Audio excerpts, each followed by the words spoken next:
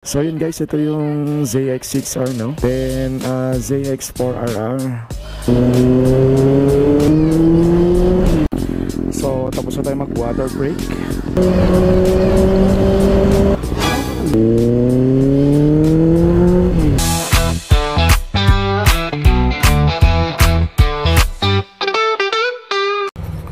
Hello guys, hello mga kasingle. Good evening sa inyong lahat. Muli, Drudge Motovlog po ang inyong lingkod. Mabuhay tayong lahat. Today is, kung mapapansin ninyo, ay NMAX yung gamit natin, no? So for tonight's video guys, tayo ay babiyahe papuntang Taguig, no? Dahil ito ay biglaan lamang. So ngayong gabi guys, medyo na-excite ako, na medyo kinakabahan, no? Kasi ngayong gabi is tayo ay napagkatiwalaan at biglaan lang din kasi dahil hindi ko ina-expect na yung aking bayaw is magre-rent kasi siya ng big bike. Then nung isang araw siya ay humingi ng konting detalye, no, regarding dito sa pag-rent ng big bike, kung ano-ano daw yung mga kailangan. So ano ba ang unang gagawin, dahil hindi naman bago sa atin yung pag-rent ng big bike, no? Dahil si Drudge Motovlog is ilang beses na rin naman ako nakapag-rent ng mga big bike, no, sa may Taguig. So halos okay na rin ako dyan. Then kapag try na ako mag-rent ng Ninja 400, ng TRK 500, 502X, yan yung bineli, yung adventure bike. Ngayon lumapit sa atin yung aking bayaw nung isang araw. So binigyan ko siya ng konting information o tip, no, na unang-una kung ano ba yung prepared niyang motor, magkano ba yung kanyang budget. Ayan, yan ang importante guys. Prepared yung motor na big bike, and then ano yung kung magkano yung inyong budget, no? Pangatlo is kung saan ang inyong destination. Dapat alam nyo yan kung saan kayo magra-rides o saan ang inyong ruta. Dahil isa sa mga nagiging rules ng nagpaparent ng big bike is meron yan limit, no? Meron lamang yan na minimum na 300 kilometers o yung kabuuang itatakbo. So pag ikaw ay lumagpas ng 300, so halimbawa binalik mo ng 320, so per kilometer meron yang bayad. Hindi ko lang alam kung paano yung rules ng iba, kung magkano. So ayun. Then pang-apat is dapat meron kayong mga valid IDs, no? Mga IDs para sa assurance nung nagpapaupa ng big bike. So syempre dahil hindi naman basta-basta na motor ang ipapahiram nyo, no, o yung rerenta nyo, no? Dahil ito ay mga malalaking halaga ng motor, kasi big bike nga naman eh. Wow, ang ganda talaga dito. Boundary na po kasi ito guys ng Dasma tsaka ng Bacoor, Cavite. Yun nga guys, ako ay medyo na-excite dahil ako ay napagkatiwalaan ng aking bayaw na ako na lang ang mag-pick up nung na-rent niyang big bike, no?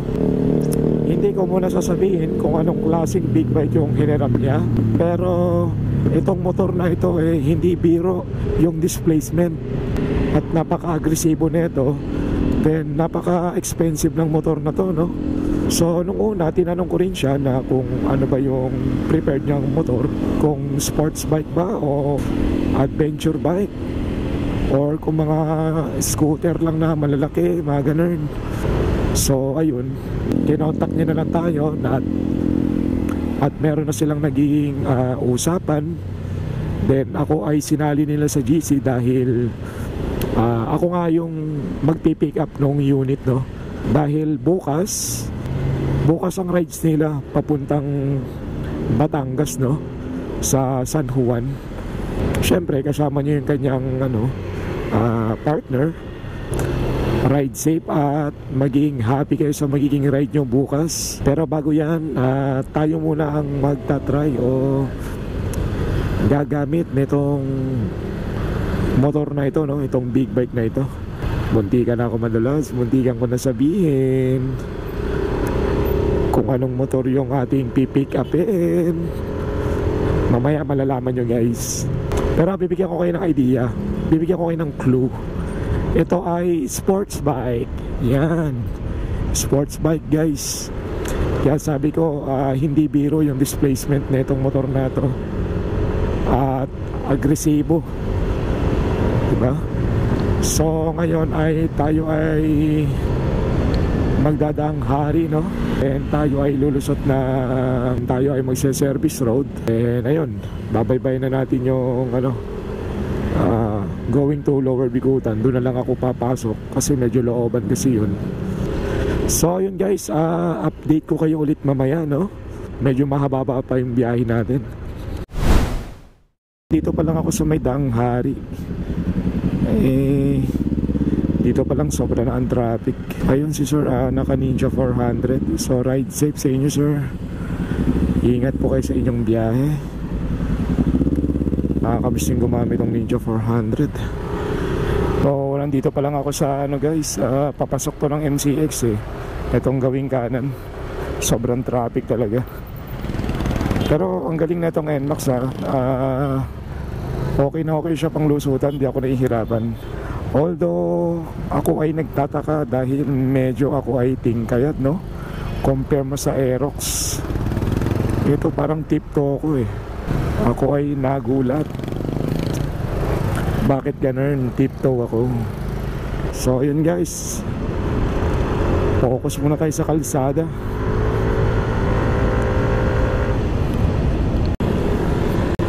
So yun guys, no? Tayo ay nasa Alabang na. Then papasok na rin tayo ng service road. So itong NMAX is, syempre ito yung dahil sa rules ng or for assurance nung magpaparent, iiwan natin tong motor nung mismong nagrenta. So kailangan yung unit na iiwan natin is motor nung mismong nagre-rent at dapat nakapangalan yung motor dun sa nag-rent. So yun, bibigyan ko lang kayo ng tips. Iniwan nyo to nung pumasok siya sa trabaho. Kasi until now is siya ay nasa trabaho pa dahil siya ay overtime. So mamaya imimit natin siya sa Bermosa, no?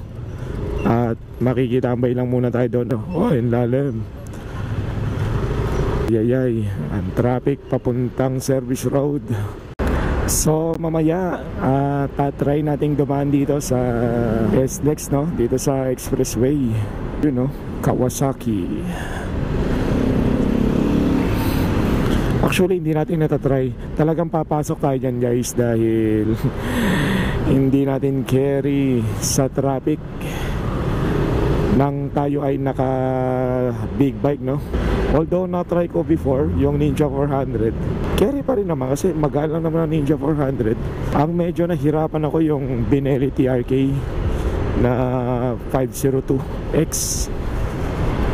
Halos talagang dikit-dikit kaming mga motor. Tapos ramdam na ramdam ko yung bigat, yung init ng makina nung big bike. Talagang parang tiis-pogi ako nun Pero syempre after nun pumasok na lang ako ng SLEX para so syempre pumasok na lang ako ng expressway para kahit pa paano umokay yung ating pakiramdam dahil ang bigat kaya sa ang bigat din kaya sa hita. Pagpasok ko ng expressway, chill ride na lang ako So ayan, Walter, buti kahit pa paano merong enforcer para ma-organize yung traffic, no? Misa kasi halos di nagkakabigayan. At ayan ang mga kababayan natin na uuwi na sa kanilang mga kanya-kanyang tahanan. Ingat po sa inyong lahat. Thank you po. Ayan, welcome to City of Taguig. Alright.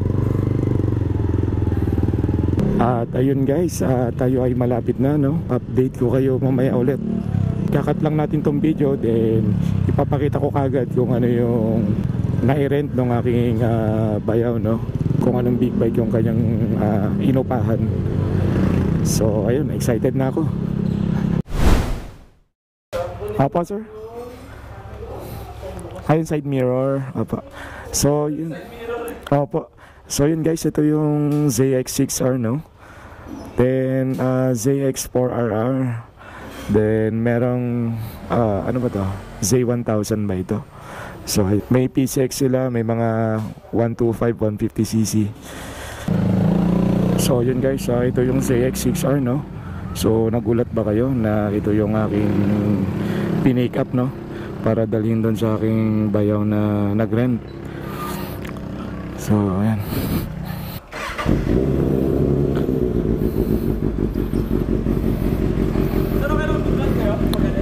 Sige pa. Thank you pa. Salamat sir.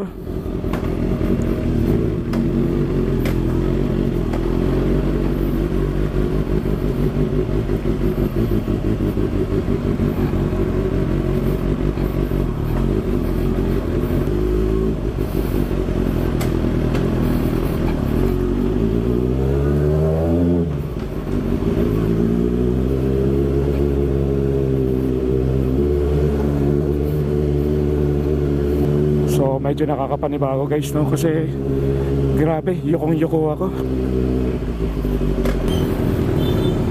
Grabe, traffic.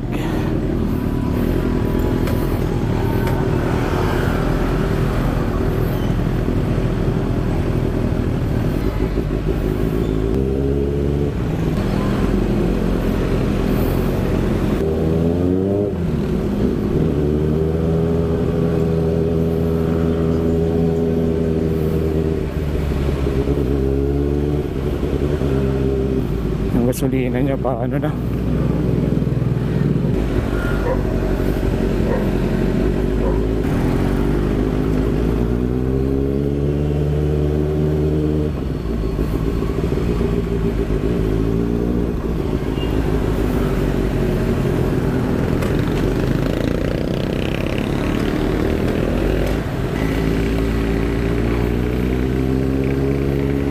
So update ko kayo mamaya guys ha. Kailangan ko mag-focus sa kalsada. Thank you po.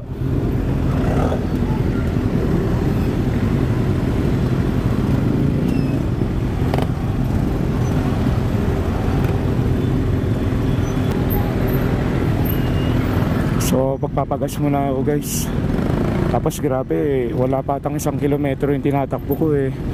Nangangalay na yung aking mga palad. Dahil lahat ng bigat eh kailangan maano mo.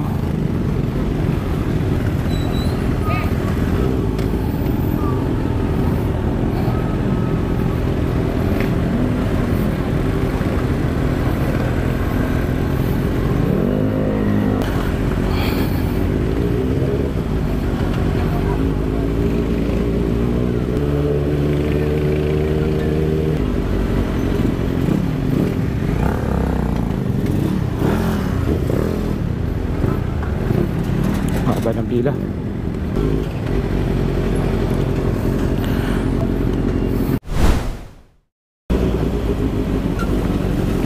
Ako ay mag-express na lang, expressway.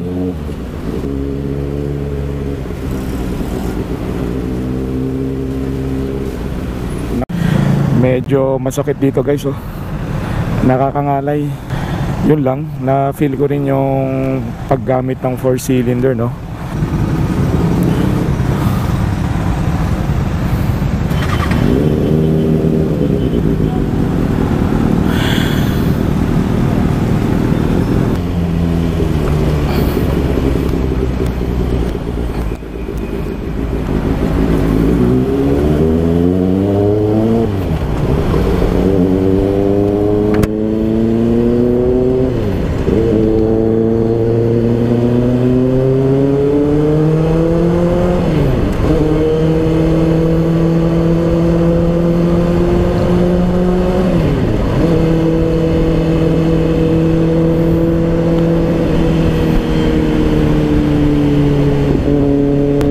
Nasa expressway na tayo guys, no?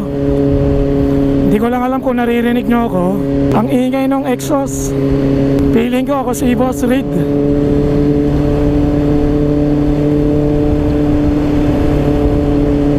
Alright. Woo! Nakapag-try din mag 4 cylinder guys. Iba yung feeling, no? Partida, naka-rain mode pa lang tayo nyan. Raj Motovlog po ang inyong lingkod. Mabuhay tayong lahat. Buti naka leather boots tayo, no? Dahil ramdam na ramdam ko yung init sa pakina.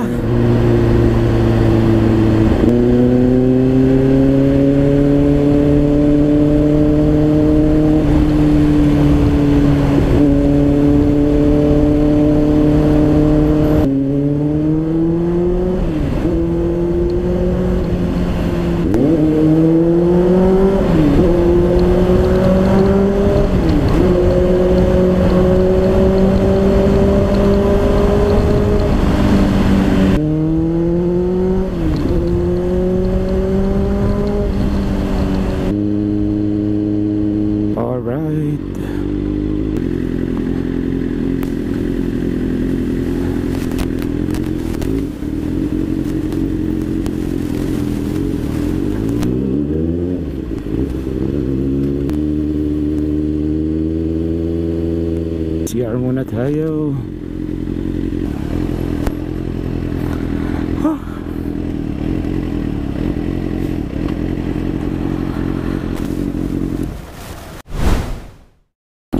So tapos na tayo mag water break. So ayan, kakalagpas lang natin ng toll gate, no? So tayo ay papunta na ng Bermosa para ihatid itong CX-6R, no?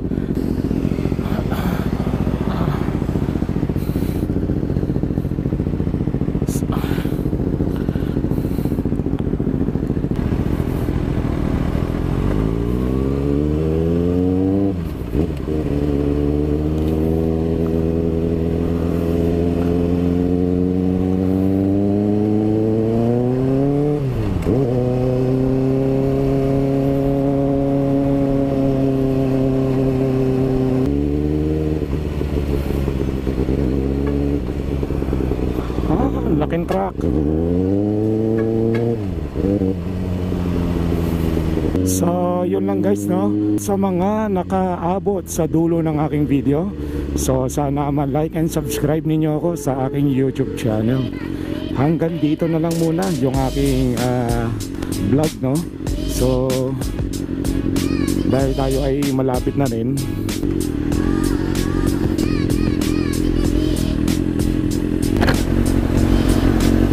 so yun lang guys, no? Wala tayong masyadong napag-uusapan dahil tayo ay nakafocus dito sa ating pagmamaneho. Mahirap na. At ito ay hiram lamang natin, no?